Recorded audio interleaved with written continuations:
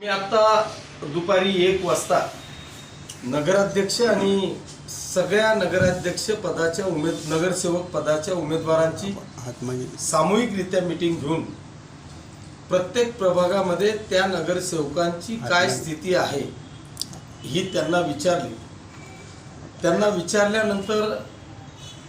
त्यांच्या चेहऱ्याकडे पाहिल्यानंतर किंवा त्यांनी जो आनंद माझ्याजवळ व्यक्त केला त्या त्यांच्या चेहऱ्यावरचा आनंद आणि त्यांनी उपभोगलेला अनुभव त्यानुसार असं वाटतंय की या पाचोरा शहरात आज एक नगराध्यक्ष आणि 26 नगरसेवक पदाच्या ज्या उमेदवारांची निवडणूक झालेली आहे तर मला वाटतं पाचोरा शहरात आतापर्यंतच्या इतिहासात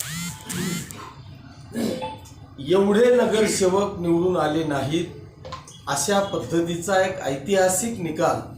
हा येत्या 21 तारखेला लागेल। नगराध्यक्षांना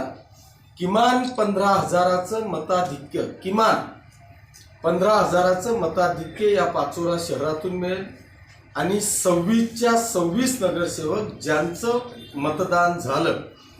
ते 26च्या 26 नगरसेवक आणि ज्या 2 नगरसेवकांचं 20 तारखेला मतदान होणार आहे ते दोघेही नगरसेवक असा एक ऐतिहासिक निकाल या पाचोरा आणि भडगाव शहराचा आपल्याला पाहायला मिळेल असं चित्र जनतेच्या चेहऱ्यावरून नगरसेवकांनी दिवसभरातला केलेला अनुभव कथन केल्यावरून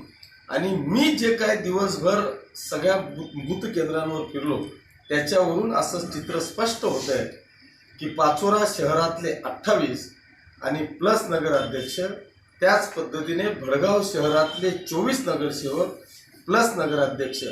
या दोघही शहरांमध्ये एक ऐतिहासिक विजय आपल्याला पाहायला मिळेल अशी 100% खात्री